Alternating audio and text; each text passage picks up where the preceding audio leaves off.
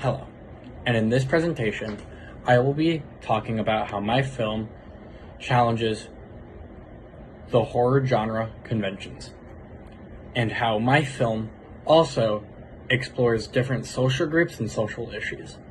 In slide 2, we are talking about the horror genre conventions. Horror films follows a set of recognizable conventions. These include a clear antagonist such as a masked killer or use of jump scares and gore to create fear. And character tropes like the final girl, these conventions help audiences quickly understand the genre and build expectations about what will happen. My film uses some of these elements as the foundation, but then builds upon these to help subvert the normal expectations from the viewer from a horror genre film. In slide 3, we are talking about how my film The Occult challenges horror genre conventions. While my film includes some traditional horror genre elements, it also challenges them. For example, the antagonist is deliberately ambiguous with unclear motives and an identity, which creates psychological uncertainty. Instead of relying on heavily tense jump scares, the film focuses on atmospheric tension instead. Additionally, there is no clear final girl, which subverts the audience expectations and avoids a predictable ending set up from the very beginning of the movie. In slide 4, we are talking about the subversion of the teen stereotype.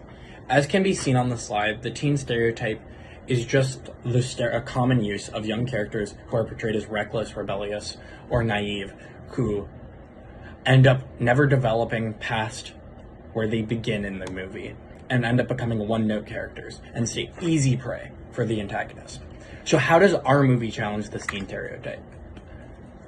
One of the ways my film challenges the teen stereotype is through the use of a more psychological danger present, where you're watching all of these characters have relations break down, revealing fear and conflict and psychological stress. This is all present in the beginning of the film, which adds more depth to the typical teen trope.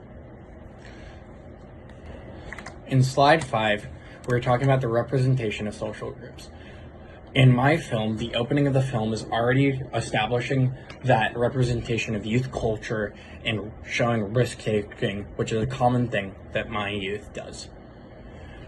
It also highlights how peer pressure can lead individuals to ignore warnings or make unsafe decisions. As the narrative progresses in the opening of the film, you start to get hints of how the group is going to break down and reflect social structures and collapse under the extreme stress of the situation they're put in. In slide 6, we are talking about the mental health representation of the film. The main issue that my team wanted to focus on was mental health. We show this representation through the use of psychological stress and tense psychological music being placed in the film,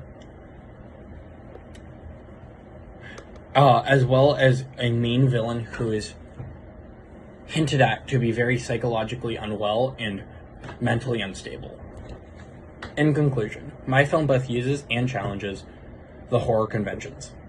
My film uses common tropes as a masked figure and an isolated setting, but then subverts these expectations through the use of ambiguity and the focus on the psychological aspect of the film. Furthermore, it also represents social groups and issues like the social group of the youth and the psychological and mental health issues that's going on in our world, creating a more complex and meaningful horror narrative.